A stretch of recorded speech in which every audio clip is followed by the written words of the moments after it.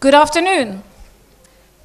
A very warm welcome to Sovereign Words, Facing the Tempest of a Globalized Art History, part of the Critical Writing Ensembles. Critical Writing Ensemble, Sovereign Words, is a project conceived by the Office of Contemporary Art Norway and has been organized in collaboration with the Dakar Art Summit and also Artspace Sydney, and with the support also of the Australian Arts Council. I would like to take this opportunity, first of all, to thank you all for being here, for participating in these discussions, but also to thank Diana Campbell-Betancourt for this invitation, the Dakar Art Summit for their support, and all of our collaborators, colleagues, and especially to the peers in Sovereign Words. I will start with two quotations. They have assumed the names and gestures of their enemies, but have held onto their own secret souls. And in this, there is a resistance, and an overcoming, and a long awakening. These words were written in 1968 by N. Scott Momaday in his novel House of Dawn. Second citation, our sovereignty is embodied. It is ontological, our being. It is epistemological, our way of knowing. And it is grounded within complex relations derived from the intersubstantiation of ancestral beings, humans and land.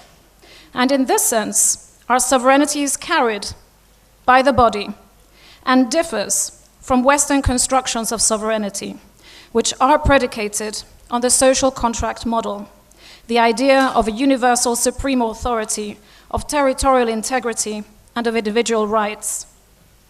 These words were written by Eileen Morton Robinson in her book Sovereign Subjects, Indigenous Sovereignty Matters, 2007.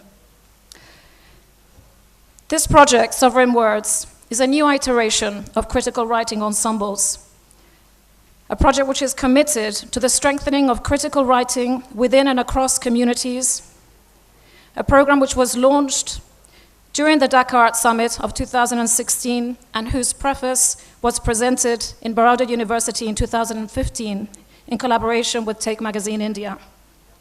And a project which continues into the future.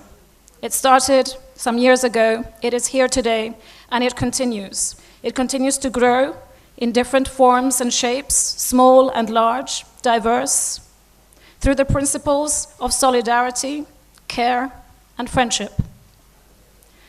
The current iteration of Sovereign Words convenes artists, poets, storytellers, performers, curators, scholars of indigenous communities, and non-indigenous peers and speakers and collaborators to reflect upon the words, writing forms, spaces, processes through which indigenous artistic practices, their histories and contact points with the Western canon have been and should be remembered, counter-narrated, imagined into the future. Within our contemporary context, Sovereign Words considers the entanglement of writing a Western canon of art history that declares itself today as global. It does so in the face of the narration of indigenous histories that have a planetary dimension and lies against the modernist colonial ideologies that frame them. Since, as we know, there is no post-colonial for indigenous peoples. What would the new histories of the arts of indigenous practitioners look, feel, or sound like?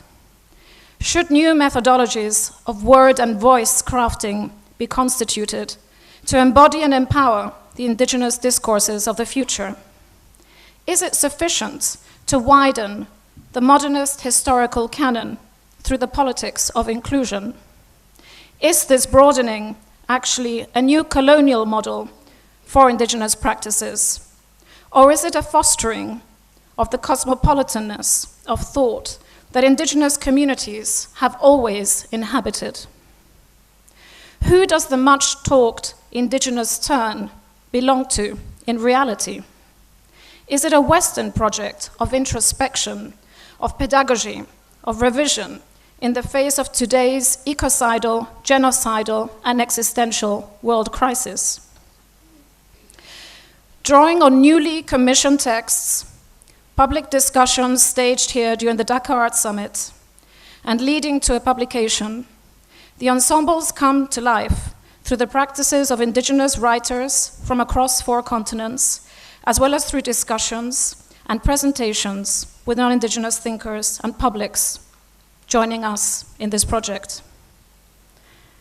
The peers in this project, who I would like to especially thank, are Daniel Browning, Kabita Chakma, Megan Cope, Santosh Kumar Das, Hannah Donnelly, Leo Limaziar Luna Ishragi, David Garneau, Byung Isma Hassan, Kimberly Moulton, John Mundine, Marat Anasada, Venkat Raman Singh Shyam, Irene Snarbi, Anders Sombi, Gayatri Chakravorty Spivak, Prashanta Tripura, Santosh Bikash Tripura.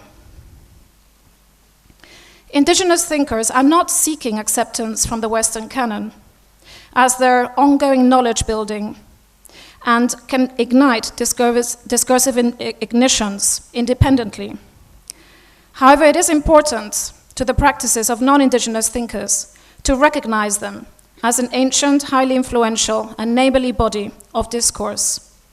Indigenous criticism from within the indigenous artists and writers communities, with a capital C as Westerners know it, has been emerging globally for over 3 decades. And it has inspired critical thinking and artistic movements which the Western canon heralds as its own. Today, it is being built with an awareness of entangled perspectives, both indigenous and non-indigenous.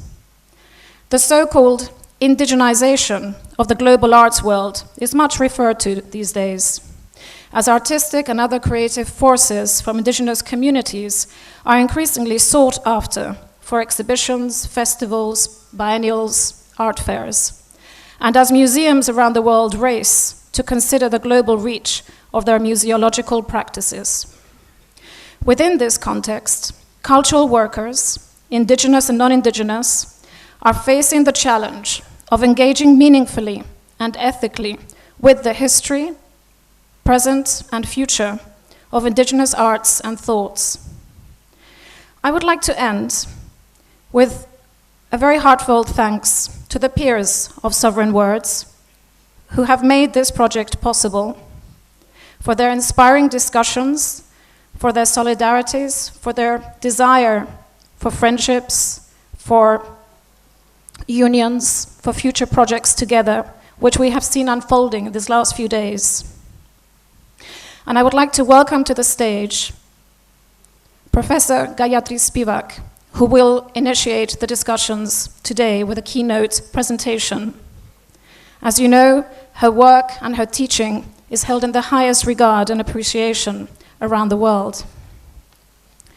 Following Professor Spivak's lecture, we will have a series of observations presented by 3 of the peers of Sovereign Words, with a wide range of experiences and practices. And they are Daniel Browning, Venkat Shyam, and David Garneau. So now I would like you all to join me in giving a very warm round of applause to Professor Spivak.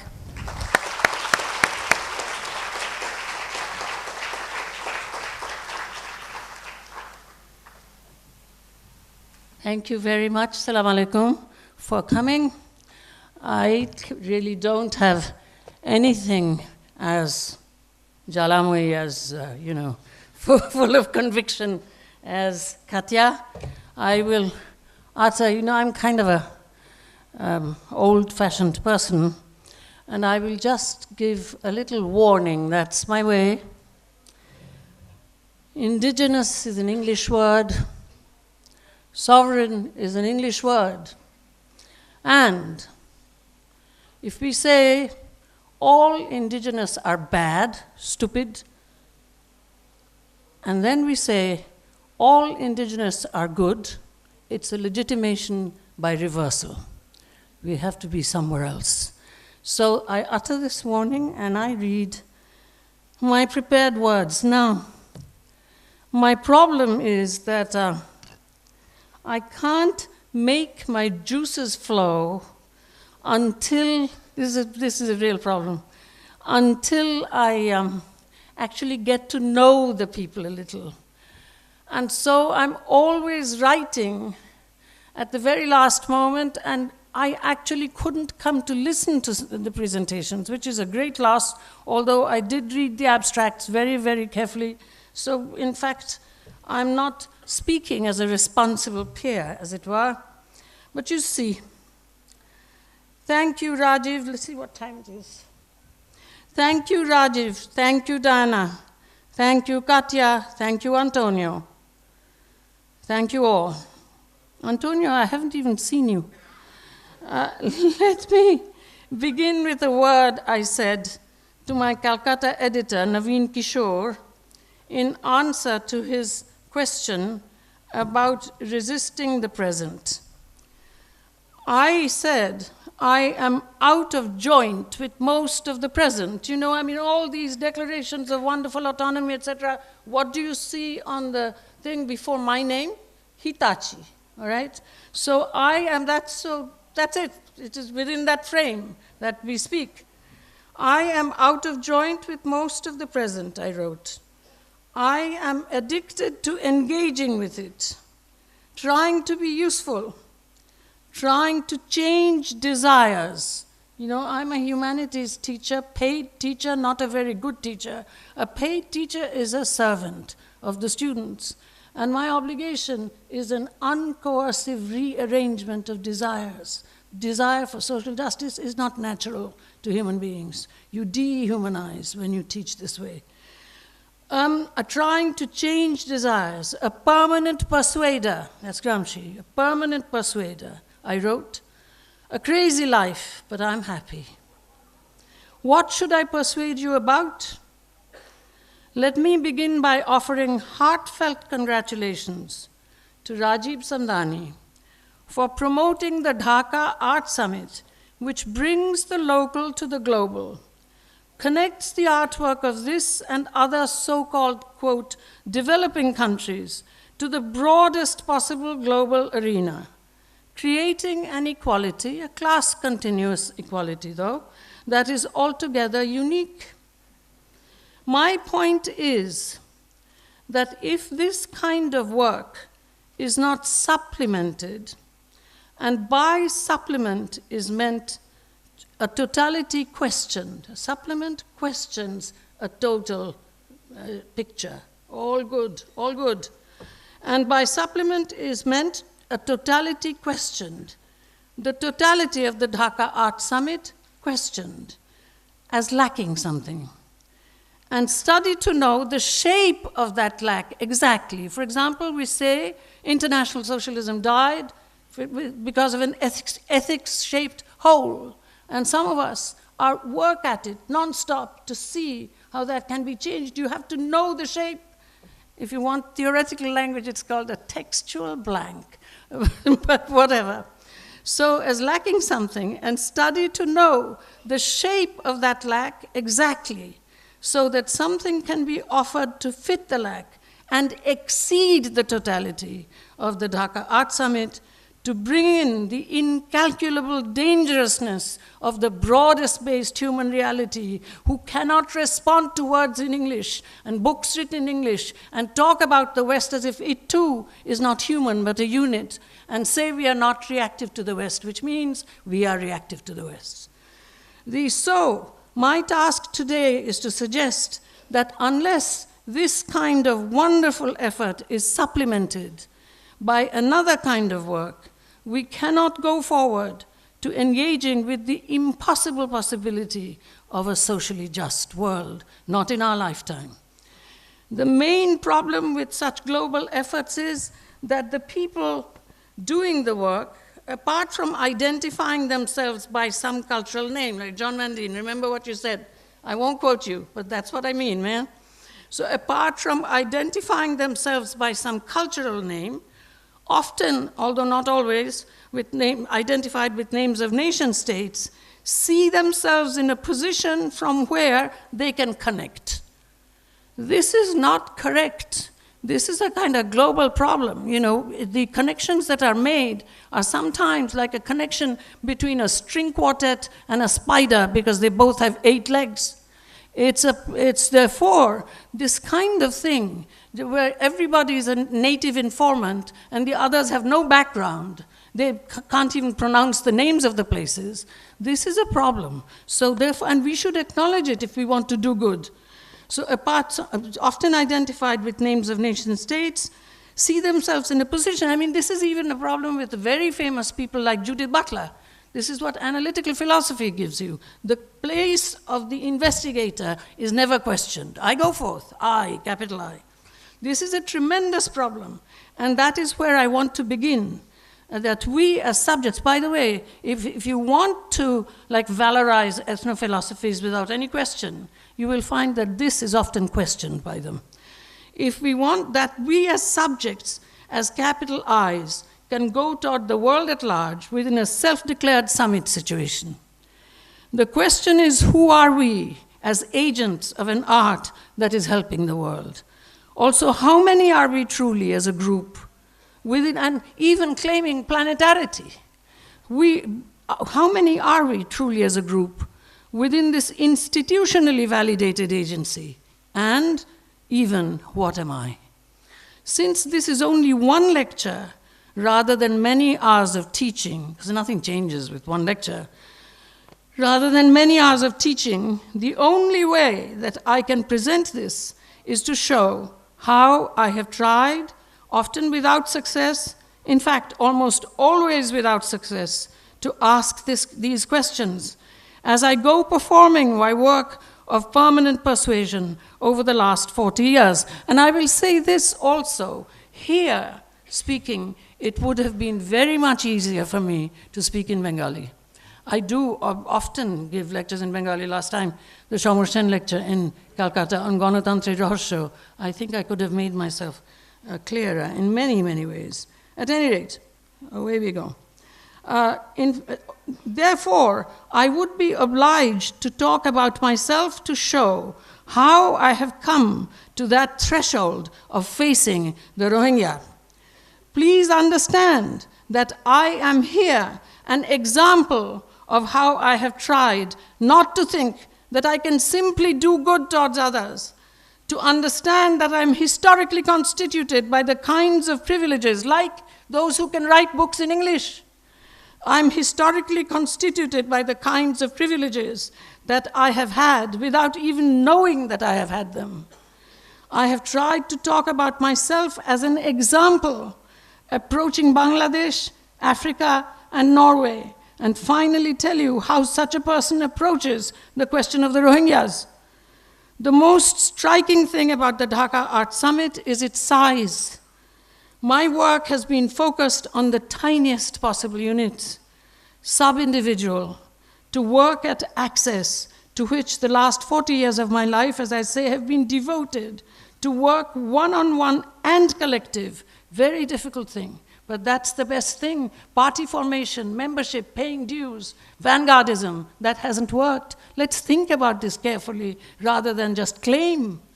So that's that stuff, one-on-one and collective, in the interest of social justice, an impossibility where I learn, perhaps, from my mistakes.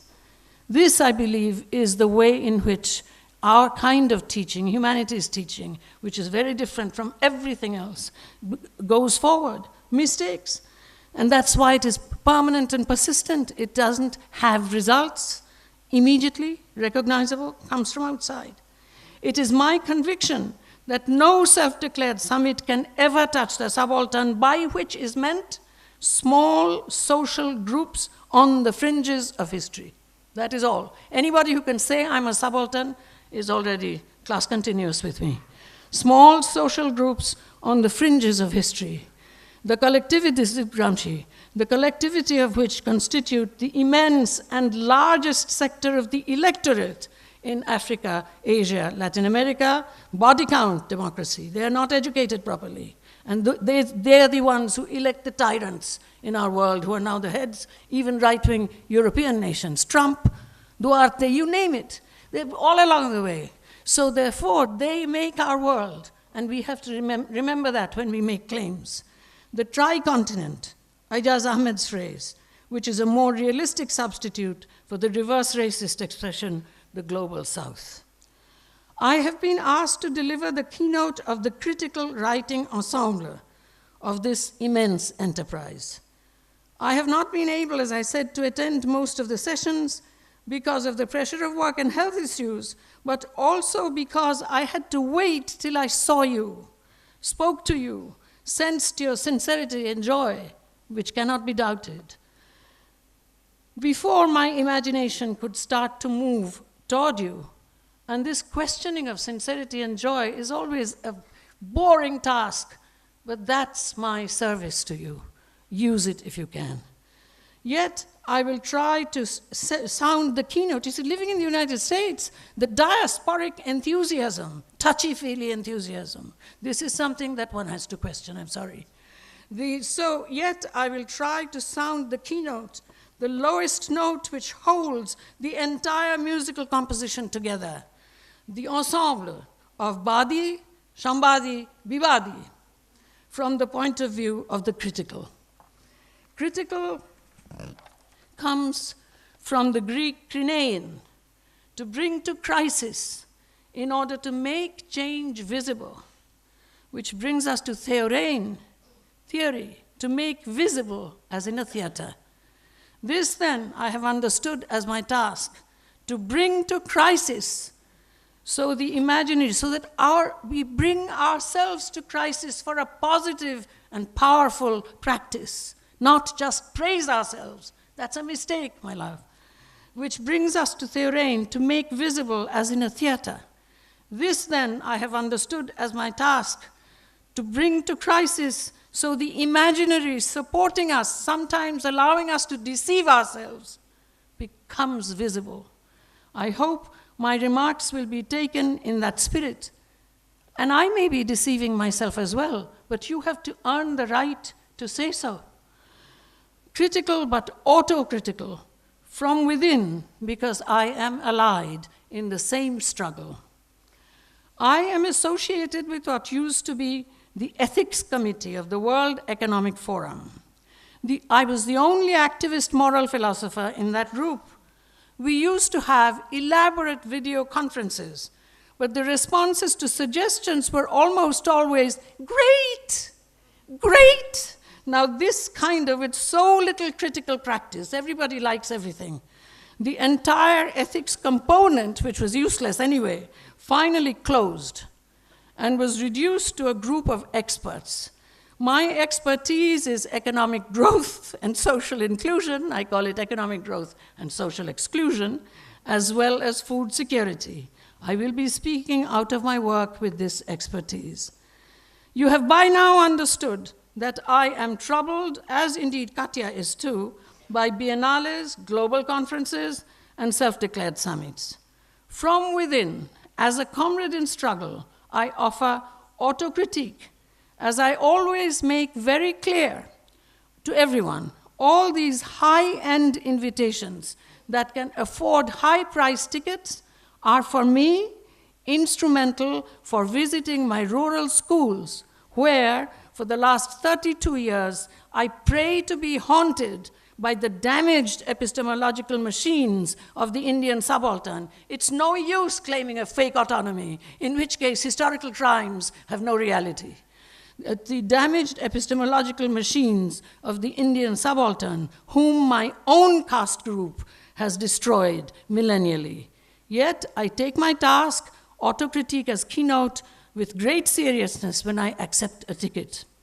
At the inaugural meeting of the Shanghai Biennale, I said, it is sometimes forgotten that whatever we might today call art also and universally provides access to a stopped time in which nothing resembling history happens yet, an empty time, suffered as empty, the very time of the human condition reduced, the irreducible time of the human condition. My multidisciplinary intervention on aesthetic education attempts to open this stopped pre-para-historic time, available as living time often, in days in the lives of ungeneralizable subaltern groups on the fringes of society. And that's another mistake. Indigenous is a unifying word. We don't do that. That does not bring unity. Unity is a different kind of thing. You need that word for the United Nations, but you do not want to take that English word seriously. As I describe this work, it sounds like impenetrable theory. And now to go back, available as living time often in days in the lives of ungeneralizable subaltern groups on the fringes of society, in the paradox of globality, the largest sector of the electorate in Africa and Asia, also Latin America, into a focus of availability within what is the contemporary. As I describe this work, it sounds like impenetrable theory.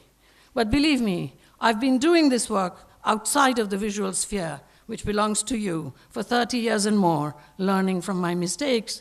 But again, if I were speaking in Bengali, perhaps I could give you a sense, only a sense, because it is done in the doing.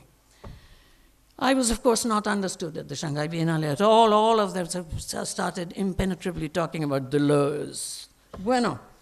At this Creative Arts Summit in Toronto on the 30th of September, I said, attempting to sound this autocritical keynote, I believe a revolution, indicating a systemic change, can only be lasting if there is a constant attempt to create a will for social justice, a constant attempt to produce the subaltern intellectual, not exceptional subalterns or class-empowered so-called subalterns. Those are not what I'm talking about. I'm talking about the ungeneralizable bottom layer, not even grassroots, who take their wretchedness as normal because they're not good enough. As we used to, I was born in colonial India, and we thought, even as we said our culture is wonderful, we thought we were a second-class culture. One has to experience this to know what we are talking about. So I said, a constant attempt to produce the subaltern intellectual, an attempt not top-down, that's all in Gramsci, I can't talk about it now, an attempt required to counteract the incessant subalternization required by the self-determination of capital within globalized capitalism. And don't tell me, as Ronald Judy does, that Gramsci was a white man. First of all, white is not a color, it's a set of attitudes. And second of all, Gramsci's dad was an Albanian immigrant, okay? And in terms of Albania, there's a great deal of talk about tribality and so on. So let's stop that discussion right now. The subalterns are social groups, as I said, on the fringes of history, such as the Rohingyas. Therefore, given that you and I said to the Creative Arts Summit, are equally caught in a bureaucratically quantified, egalitarian summits, festivals culture, preaching to the choir, supported by corporate funding, and corporate universities like my own, giving up on the responsibility of critical teaching, we are organic to the ideology that lets capitalist globalization survive. And to talk about colonial is here a fetishization that allows us to forget collaboration, and it allows us to make everything Western just bad. They just did us bad. And on the other hand, that's bad faith also. Look how we are sitting here. So, and therefore, I must remember with you that as we focus on class-continuous global others and diasporics, who live within other civil societies, we forget subaltern groups on the fringes of history because below the NGO radar. There I was understood by one or two people, especially the local artists, and our association continues. These things are never a one-shot deal. My association with Dhaka is of long standing, so I'm trying to present how it is that because it's only one lecture, how it is that I can to you tomorrow, day after tomorrow at Ubinig, and I guess the day after that at Dhaka University, I'll speak only of the Rohingyas. But here, the call is different. Keynote, the critical writing ensemble talking about indigeneity. My association with Dhaka is of long standing. My father was born in 1899 in a village in Mymensingh, where as a child, they wore nothing but a metal ring around the middle, a gunshi, and a little dhuti to go to Pathshala. He was made the youngest civil surgeon by the British government. He destroyed his brilliant career in a few seconds by refusing to give false evidence in a rape trial in the interest of collusion between the Nawab family of Dhaka and the British government in 1940. My mother often said that she spent the happiest years of her life in this city. I came here for the first time in 1973 with my mother, who had worked for the victims of war rape. I will show you just a few photographs that were taken by us. They are included in a volume by Nayonika Mukherjee. These are the first unspeaking subalterns that I ever saw. I was unable to write about them. Go to the next one. This is not a woman, she's a child. She was so badly gang raped that she couldn't talk at all. My first silent subaltern, and I couldn't write about them.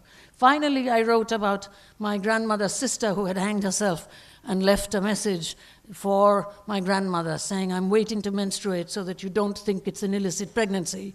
And my own cousin, Tara Chatterjee, who's same education as I was first class first in English, she was first class first in philosophy. She said, oh, why are you working on her when she was just an illicit pregnancy? And in rage, I said, the subaltern cannot speak. That essay is not post-colonial. In fact, I wrote a book in 1919 saying a critique of postcolonial reason where I totally dismissed that word. That essay is a critique of Hinduism. It's about pre-colonial India, and it's about my grandmother's sister. But this was the first silent subaltern I saw in 1973, and it made my mark on me. So my next visit was in 1984. For at least 7 years or more time, I worked for Zafrullah Chowdhury, developing Gonopatshalas. He sent me traveling with rural woman paramedics. Those are real stories. I also ran night schools in Chapai Nawabganj. And Zafrullah Chowdhury, in fact, has, laughing, told me that he was testing me out. Nice Brahmin girl from India, claiming Bangladesh, living in the United States. Can she do anything? And did he ever test me? I passed. In the 1980s, UBNIG, Unnayan Bikalper Niti Nirdharani Gaveshana, brought me first to the Rohingyas. And Farida, of course, is sitting right here. From Teknaf, I saw them swimming across the Naf River from Burma. I encountered them in UBNIG's educational efforts. In 1992, the critical activists from Bangladesh chose me to represent them at the European Parliament. These are my connections to Bangladesh. I was asked when I was coming, is this your first time in Dhaka? To confront the World Bank on the Flood Action Program. I began my address in Brussels by remarking that I was there not as a representative of India, the country of my citizenship, but as a representative of the region. In its early days, when the World Bank was somewhat more real, they worked regionally, as in the Indus Valley work, rather than nation state by nation state, as they do now, in order to keep pace with the economic restructuring required by globality. All difference between nation state budgets and the global budget taken away so that the state is managerial. So when we identify by nation state or indigenous culture, especially when we are diasporics within other civil societies, we should remember this. We pay taxes. See, I can't say a damn thing because I pay taxes in the United States, although I'm not American, and it's 58 cents to the dollar for the defense budget. I kill people. So therefore, one has to have a sense of who one is in terms of privileges that one accepts silently. When we identify by nation state or indigenous culture, we should remember this. I have written about the exclusion of the subaltern on that occasion in Brussels in an essay called Responsibility, to be found in my book, Other Asias. In 1994, as a member of UBNIG, I was able to participate in the first conference where the United Nations opened itself to NGOs, and that is our world, the UN and NGOs together, the International Conference on Population and Development in Cairo. My understanding of how to operate within globality with Farida's help and other people's help from UBNIG, putting colonialism in a historical perspective, began there, 1994.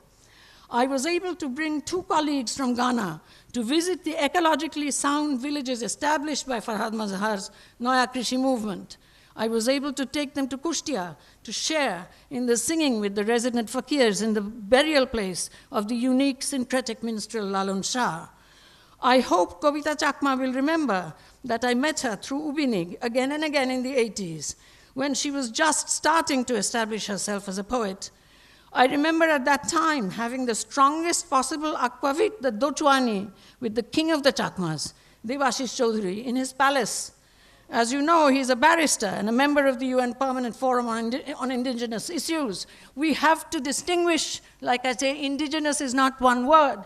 When I was at a Maori conference in Victoria, in Aotearoa, and I said that problems begin when supposedly the problems are solved and you make declarations. And I said that I had learned it from Frederick Douglass. One of the Maori activists said, we don't read academic books, so where is unity? If one of the most powerful indigenous groups in the world doesn't know the name of Frederick Douglass, let us not claim unity too quickly. I hope, okay, so here again, in the spirit of critical intimacy, not critical distance, because I'm in the same place, I will share with Kavita my experience of being a token. I would request all of you here to take a look at Adrienne Rich's commencement address at Smith College in 1979. As she warned women of color against accepting tokenization, many members of the audience walked out. Yet her words shine with usefulness today as we have these single names.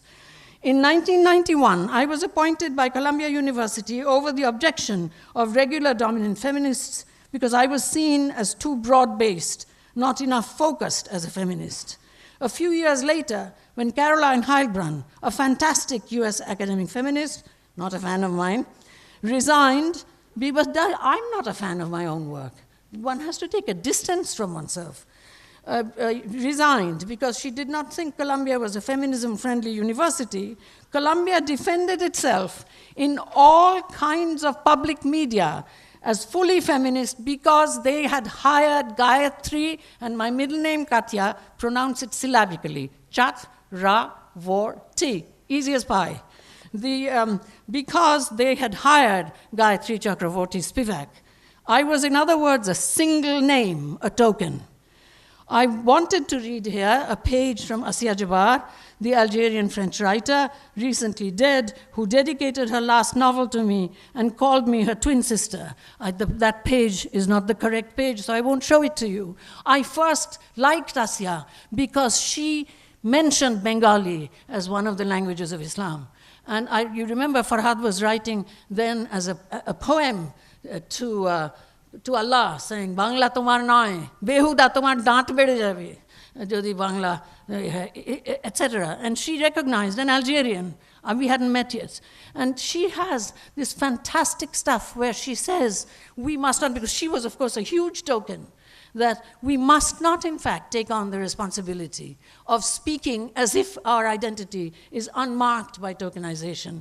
And the English is badly translated. There's a French phrase there, which comes from the 60s, up against. I mean, we must, she says, stand up against. We must earn the right to stand up against the absolute subaltern. And if we haven't earned that right, then, sorry, we should shut up. But the page is not there. Anyway, so we must attempt to change ourselves by trying the impossible task of entering the space of the other and others, one by one and collectively. If we change, the change surprises us. It comes down the line. It is unexpected. One can't claim, oh, look, Ma, I'm really changing. It's not that easy. We cannot form subjects through films and dissertations. We must, of course, try to make our films and our dissertations and our novels representations. And remember, the novel is on the ISBN list. You may say it doesn't belong anywhere, but it does. We must, of course, try to make our films and our dissertations and our collections of indigenous stories to be as authentic as possible. But the next step is to learn how to play to lose. The best players know how to play to lose. See our work as a mistake that can teach. I wish I could pause on this textural effort, but it can only be done in the doing. Let me say a word about the structural work, when the voices of those who are not able to speak in the discourse of major conferences, for whom you can bring the exceptional subaltern as a showpiece, that ain't the same thing, who cannot speak, for whom indeed conferences have no meaning. When such voices speak collectively, our preparatory work of creating infrastructure silently might allow us to listen. In fact, Joseph Oduro Frimpong, my co-worker from Ghana, said just last week, as we were speaking together about this kind of work to change development around with our Nigerian intern, when the young intern, Akinfenwa Oluwusoen, said, so we are trying to change what development stands for. Frimpong said, as he was speaking on the phone to our group, yes, we ourselves will then be developed. We ourselves will then be developed, not just try to do top-down development. And I would like to emphasize here that this has to be supplemented to such wonderful speeches that you have no doubt heard over the last 2 days. We must come down from the summit and listen to develop ourselves, to change ourselves epistemologically. Epistemically, we cannot change. Paradigm shift, etc. Sorry, that's not for us, 100 years later. So we must to change ourselves epistemologically, the way we think of ourselves as acting on and for others. We must pray to be haunted by the ghost of the others. No top-down philanthropy, no making unsupported claims for all of the fourth world and the whole world.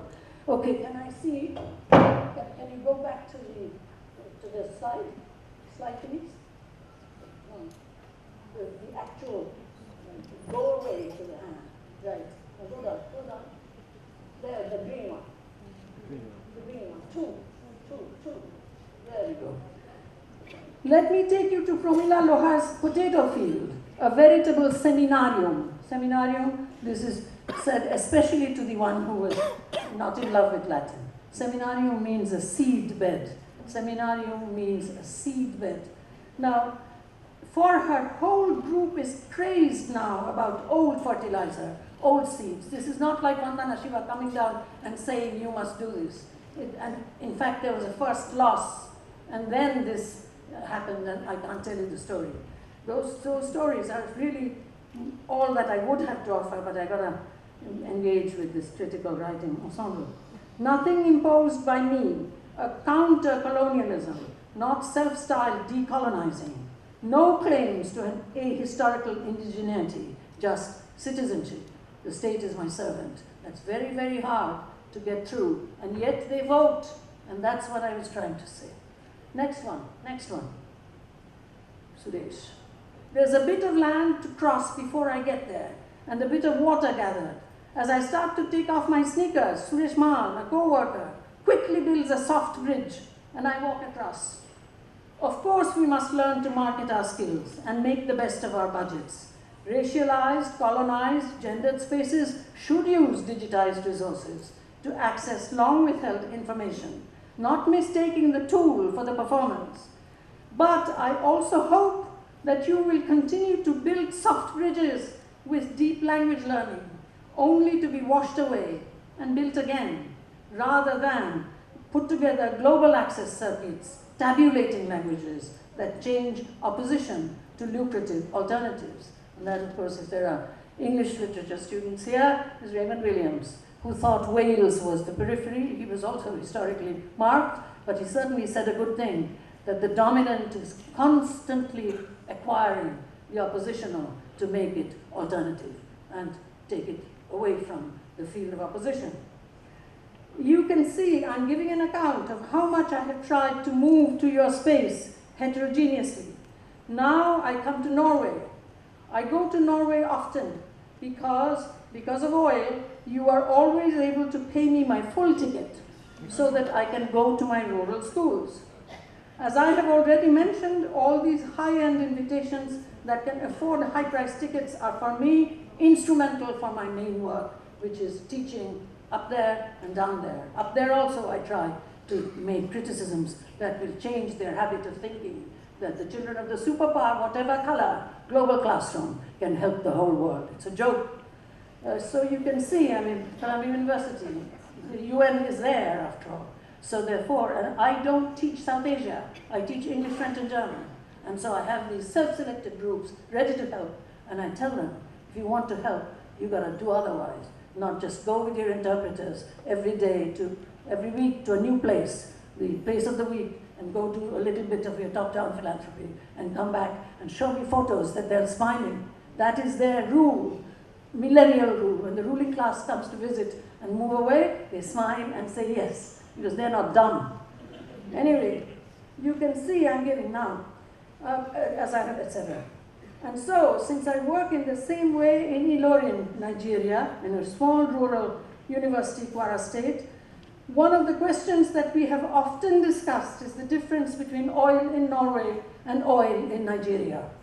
Here, once again, either you want to be completely racist, like old, whatever his name is, Piketty, in very Eurocentric book, Scandinavia is at the top of the line, and not asking why in the 90s they suddenly changed. Why? Because of the aliens coming in, the laws changed. So therefore, you have to do a little bit of homework, but not for Piketty. So, since I work in the same way, we have often discussed the difference between oil in Norway and oil in Nigeria. Here, once again, reading the colonial destruction of constitutionality. I'm not talking about they took away everything, that cliche. The colonial destruction of constitutionality in Nigeria, as laid out in George Padmore's superb book, Pan-Africanism or Communism, will give us a sense of the difference, rather more than the anthropological pre-modern planetarity of various ethnic groups in Nigeria. This is the kind of question that must be asked before one simply expresses gratitude. And this cannot be covered by the cliche that the West has destroyed other cultures. There were plenty of good white people whom the European settlers defeated.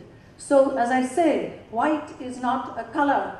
The West is not a place. It is a set of attitudes.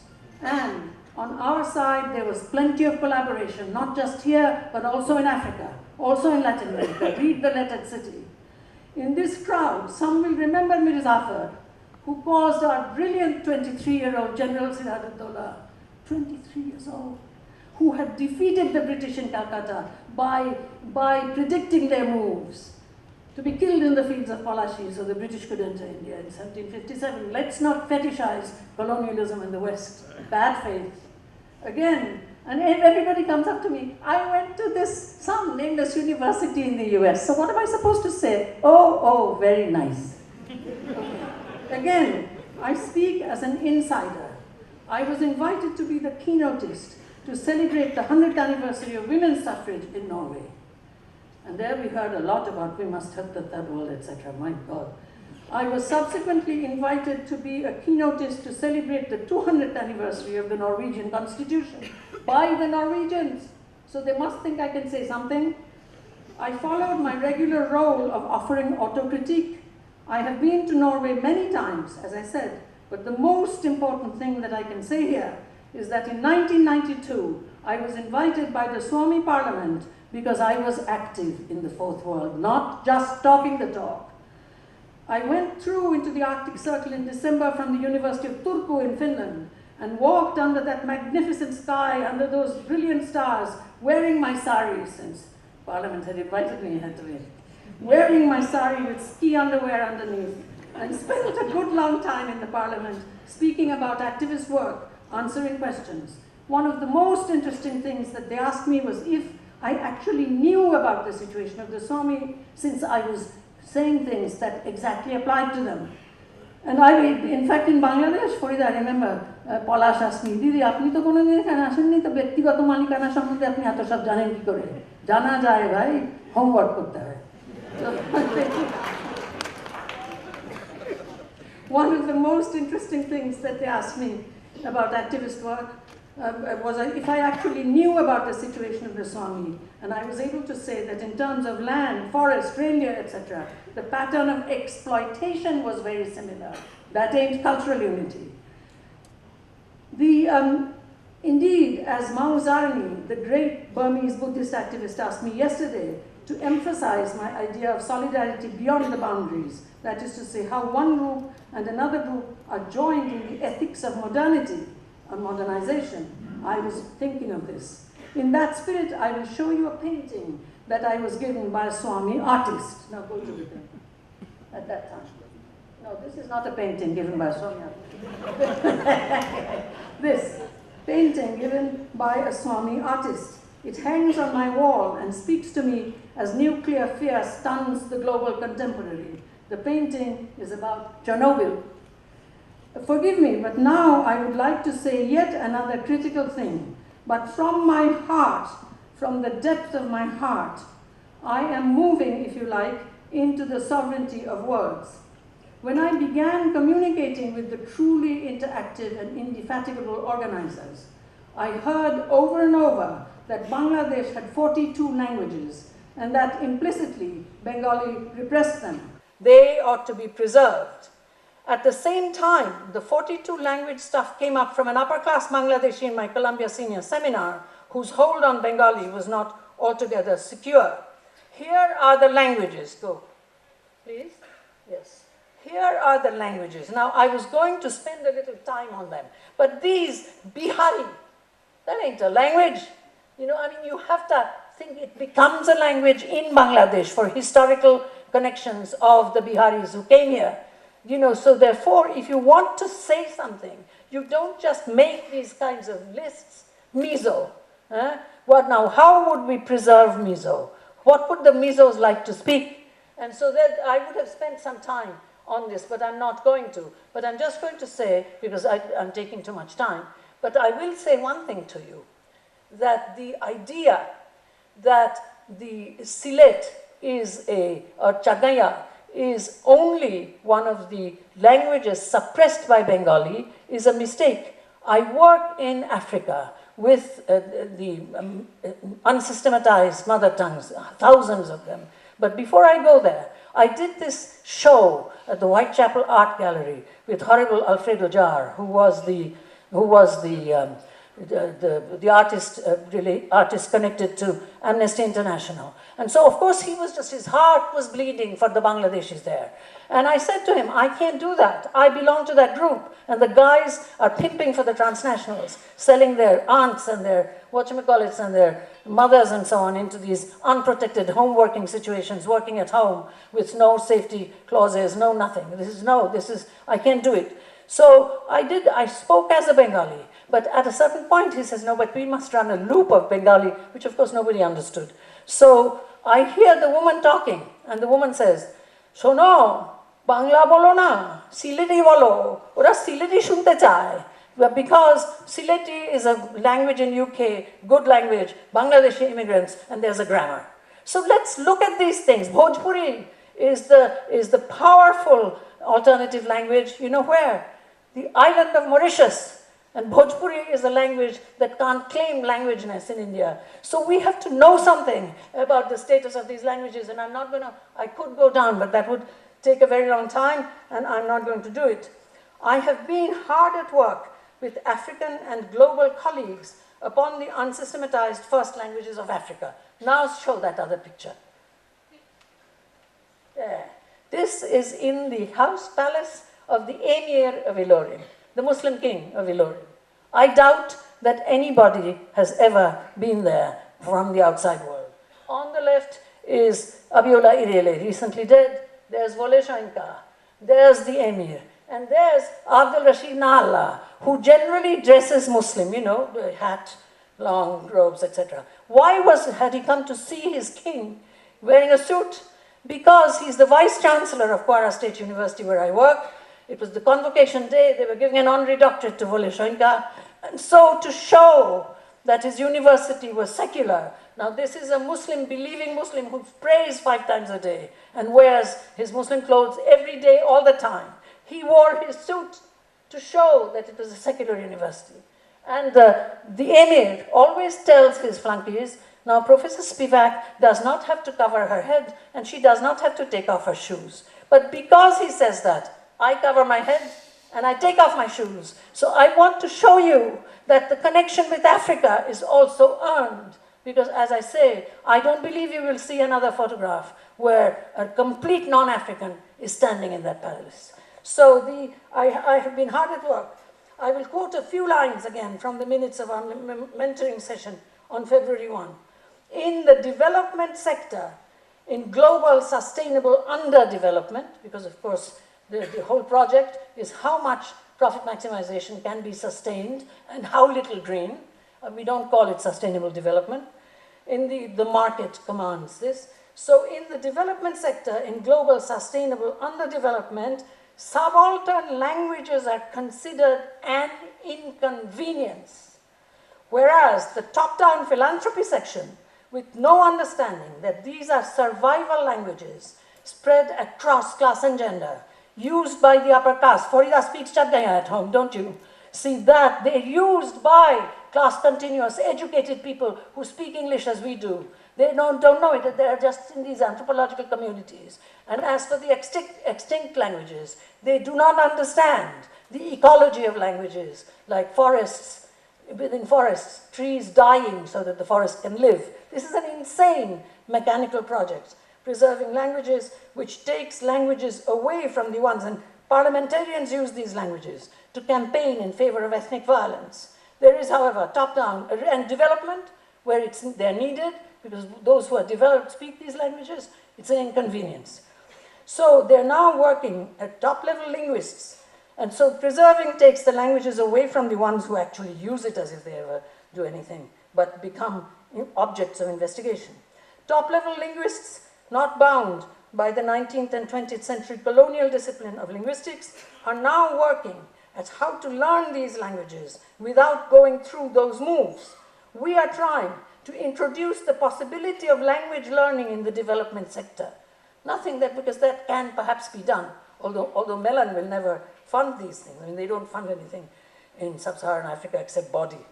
And so to claim the body for those who have been denied by the West the right to abstraction, I think, and the body is also somewhat complicated. Kayastho, I'm বলছিলাম, আমি তো গৃহস্থ নই, আমি কায়স্থ। না দিদি, আপনি তো ব্রাহ্মণ। Hi, okay, very good. So we are trying to introduce the possibility of language learning in the development sector so that the few good-hearted development workers, and there are some, can in fact learn these languages from their users, thus passing on agency to the ones who actually use the languages. Very, very different indeed from tabulating languages with no sense of heterogeneous diachronies, no sense of the ecology of language extinction, and diasporics, with uneasy laughter, claiming Westernness and class position by saying, we don't really know the language anymore. Shame on you. You don't know the language anymore, and you're saying it with this kind of self-deprecating fake laughter to prove how Western you are. Give me a break. I mean, thank you. This is, of course, my appeal also to Kavita, as indeed to myself, as indeed to all of us. Let us be inside our language rather than display upward class mobility by false modesty about inadequate proficiency. And thus, remembering 21st February 1956, I was in second year of college that year and felt rage with every student killed in Dhaka because they stood up for Bengali. I'll be celebrating at Jamia Millia University in Delhi this year. I would say, rethink your title. Sarvabhauma Shabdaguchha. What kind of title is that? Elite Bengali. Who would understand it? I was talking on the cell phone with my subaltern supervisors, these what do we call it? Lohars. I was talking on the cell phone with my subaltern supervisors at the rural schools yesterday, and I read the title to them. And we teach in Bengali, right? Geography, geometry, Bijganit, etc., etc. That's another story that would have been much more fun to tell. Anyway, so I read the title to them and said, what does this mean? And of course, they hadn't a clue. I have written at great length about the useless elite translations of the Universal Declaration of Human Rights, incomprehensible to the subaltern. The Dari constitution of Afghanistan is a joke. You can see that the actual original is English because there are phrases there which were nowhere ever there in Dari. So rather must we understand how we lexicalize the old imperial languages. Iskule jabar pothe post officer pasher dokan theke duto pencil kinlam. English is lexicalized into Bengali there. All the endings are applied to those words. This is creolity. Some of us have given the name of creolization to the movement of history itself. But if we want to distance the subaltern from history because they are living in some other space, the indigenous and non-indigenous, that kind of binary opposition, sorry, it's Western. Some of us, we're all human. It took a Buddha to choose Creole so he could talk to the people, a political gesture that was destroyed almost immediately after his death. Everything is in English. It took a Marcel Proust to write, what is French? but false Latin. Proust wrote that because he wanted to stand to defend the accent of Françoise, a maidservant. So this elite translation is a total mistake. And indeed, words are not sovereign. The difference between words is crucial, so we can articulate words into meaning away from all dictionaries. Spelling is the sovereign skill. To spell, we call it banan, banano, making words. Spelling is on the way to poetry. Bengali was subjected to ethnic cleansing of all the Arabic, Farsi, and Saracen origin words in the 19th century by the tradition set moving by the famous journal Bangadorshan. Curiously enough, the government of Bangladesh, in fact, acknowledges and accepts this cleansing implicitly. Most of the words made up by Auhayok, Prashid Khan, most of the words made up by the government are heavily Sanskritic, rather than setting out to acknowledge the full range of the language as it flourished in the 18th century. That history should also be acknowledged, and I should say that your title reflects this in an almost comical fashion. With my SC/ST co-workers, scheduled tribes, I'm not going to explain, they call themselves SC/ST. With my SC/ST co-workers, I would probably say something like Poshaki Kotha, Atpore Kotha, but let it go. I have discussed this in an essay called Translating into English, included in the collection edited by Sandra Berman and Michael Wood. My discussion was in the context of the poetry of Farhad Mazahar. When he tries to use the full range of Bengali, he is often quickly accused of Maulabad. This is what happens when you try to promote a language without taking the trouble of entering its history and its changeful many-level spirit and reality. Now at last, I'm ready to go to the Rohingyas by way of something that I wrote again to my Calcutta editor on Shuri Express, the train late at night. I was coming home to Calcutta from my schools, got up at 5, did one school teaching, then the regular seminar with all of the teachers and supervisors, then they all cook, we all eat together, then get on a motorbike 45 kilometers to Shuri, and then sit there until the Shuri Express comes and it goes slowly. And I was writing on that. I just say this because all of the they here means my co-workers. I'm not in Calcutta yet. So I wrote to him, imagination is a separator as much as a bringer together as in the German Einbildungskraft. I will not, I wrote to him, for example, be able to touch my obviously heterogeneous, but still not, students, teachers. I've worked with them for 30 years and more, 5, 6 times a year, 9 times a year sometimes. Heterogeneous, but still not, unacknowledgeable LGBTQs, co-workers, teachers, students, supervisors, companions, women, yes, a separate category, obviously heterogeneous, but still not, unacknowledgeable LGBTQs, heterogeneous, but abbreviatable in a set of Latin alphabet capitals, until I know what word or words takes or take the slant for them. I know the gentlemanly Bhadraloki words, that's why I'm talking about sovereignty. I know the gentlemanly Bhadraloki words. In this context, I slightly prefer Tagore's Kothao Amar Hariye Jabar Nei Mana, Mone Mone, to D.L. Roy's Kalpana Kabi Kathan, both class continuous with the English word carrying the romantic load, imagination. Mon, cognate with mind, and even with the anthropological mana, slips downward. I have often quoted my illiterate friend Nimai Lohar, Mon kare uribar tare bidhi deয় না পাখা, এটা গান ঝুমুর, Mon kare uribar tare bidhi deয় না পাখা. Mind makes as if to fly, fate or law gives no wings. In Berlin, I compared Bidhi to Cordelia's bond. Unhappy that I am, she says, I cannot heave my heart into my mouth. I love your majesty according to my bond. That word bond is just as mysterious as the word Bidhi with Nimai there. According to my bond, nor more nor less. And Leah says, how, Cordelia? Mend your speech a little, lest it may mar your fortunes. Mon kare uribar tare, Bidhi deয় না পাখা. I long to enter the Rohingyas' inner space, but I cannot. Okay, go there.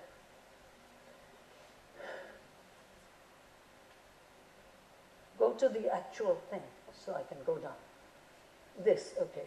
Now this was, I was made to, I mean, this is an imitation, after all, of Charlie Hebdo, right? This is a Western thing. So I was asked to do this. So I did it. This is in Oxford, with passionate and committed Rohingya diasporic fighters. Some of you will recognize Shapoon Adnan in the background. all men.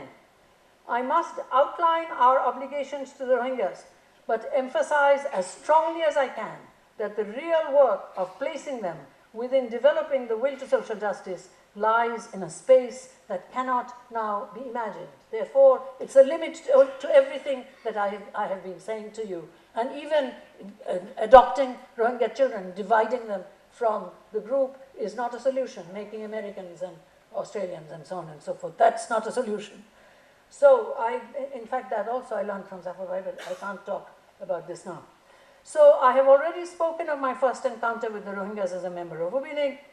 When I speak about the Rohingya situation, getting as much information as giving at Ubinig the day after tomorrow, and more internationally at the university, I don't yet know exactly right when, I will speak only of the Rohingyas. Here, in keeping with my obligation to the Dhaka Art Summit, I will give you a few words about what my long-term hope encounters as its limits. I should mention that in 2013, before Aung San Suu Kyi made her first visit to Colombia, I was requested by Amnesty International USA to organize a high-level conference, which I was able to do, including both Amartya Sen and Maung Zarni. And Amartya, of course, said in public that it was a slow genocide, and he's not like me. He considers everything very carefully before he makes a pronouncement. So he called it a slow genocide. And indeed, the Belgian woman who I met, Farida, at your biodiversity Pranbui Chitramela, I've forgotten her name, it's Rawa something, and she with whom I sat on the threshold of the cot where the Yesudas woman lived as the Yunus women were coming and complaining to me in Bengali about how they were treated, etc.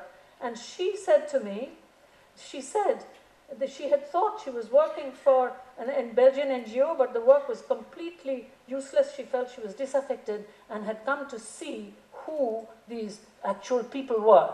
And she said to me, she had thought that they were just like me, except not Belgian. She was beginning to understand that this is completely wrong. To be equal is not to be the same. You can't just do good and talk good and so on and so forth and legitimize by reversal from wherever you are, whoever you are. It ain't so easy. So she felt that this was a mistake. And of course, she had come to this understanding on her own, whereas I am trying to make the object of my critique today and all the time, because it still happens, as I said, even with Judith Butler. She, on the other, on her own, was able to change herself because she came to this conference. I didn't even know her, because she came to this conference in Colombia brought by other Rohingya leaders from Saudi Arabia, etc., because she had become a person who was, in fact, one of them giving information. So a change can be made, believe me. You do not have to be confined to your position of just talking the talk big and not walking the walk. So I was absolutely amazed by them. So she had become something else, just as my former student, Alexandra McNabb, learned Yoruba so well, completely white, even her eyelashes are blonde. She learned Yoruba so well that the people in Nigeria, activist Nigerians trying to undo oil, trying to plant rice again in the savannas, took her as their worldly face. And she has, in fact, planted rice in the savannas. She knows a number of them, a number of these unsystematized languages in which those who are developed speak. And I should say that these women who are being developed, they do not even recognize the word Nigeria, as indeed my own teachers and supervisors, they of course know the word India, they know the word Poshim Bongo, but it has no reality for them at all. Some of my students, as I said, have not seen trains, okay? So they are not equal to everybody everywhere. Therefore, knowing that what I really worked at, my permanent persuasion, could not be worked with the Rohingyas now, I did what I could and suggested that it was our absolutely imperative task to bring the condition of the non-Buddhist ethnic minorities in Burma in the forefront of the world's problems and talk about this whenever we spoke politically with Palestine, with Syria, with Iraq, with the disappearance of academic freedom and secularism in my own country, with the tremendous ethnic conflict in many African nations. I also suggested that the Rohingya should be placed within the general crisis of the movement of peoples in the world. There is absolutely no excuse for ignoring this phenomenon of genocidal denial of democratic rights, and since simply taking the opportunity of digital circulation of information is not enough with the overload of information on the World Wide Web, there has to be a greater engagement in order that we may help the cause of social justice. Statistics are available, they can be daily multiplied. The Associated Press has just found 5 mass graves of Rohingyas. They can be daily multiplied, yet because digital publicity has become so overloaded, we need to make the statistics come alive. Go back to the old ways of becoming permanent persuaders, not just sign these petitions and then somebody at some point say, please take me off the list, don't do reply all the time. That's resistance, it's a song. So go back to the old ways of becoming permanent persuaders in one-on-one and collective discourse, rather than depend on the trustworthiness of digital circulation. Last week, Maung Zarni asked me to keynote in Berlin, emphasizing, as I said, precisely this point. The last time I spoke with him in public at Cornell, he said, at Columbia, he said, I was effective because I insisted that if one person changed from top-down impulses, there would be 100. I agreed, not because I had any new statistics or a greater knowledge of the background or the history. I wanted to give witness. And that is where I ended them, asking all of us to give witness and continue to give witness as publicly as possible until this genocide stops. Much has happened since then. On 28 January, I wrote Zarni, the Rohingyas are all over big news here. CNN, New York Times, PBS. Let's keep the pressure on. We must now concentrate on a sovereign word, genocide. Ethnic cleansing requires no action. Could we convert this discussion into something practical, asked one of our co-workers. Would the legal experts among us be willing to sign on to an attached letter to European Union ministers calling on them to support an International Criminal Court referral? The EU is discussing right now, at last, what action it will be taking in response to the Rohingya crisis. So pressure on government now is really critical. They meet on 26th February, the day we are going to speak, to make a final decision, but we'll decide privately ahead of that meeting. It is just that there be law, but law is not justice. That's where I'm standing, on the threshold. They talk to CNN, even women, but what is this talking? We feel that the response should be top-down philanthropy. Human Rights Watch has repeatedly said that the Burmese military are using rape as a weapon of ethnic cleansing. We must place this within the world's acceptance of rape culture and bribe culture as normal at the bottom and at the top, just little academic enclaves, supposedly even then. And it comes out when, in fact, perhaps they've taken a little drink.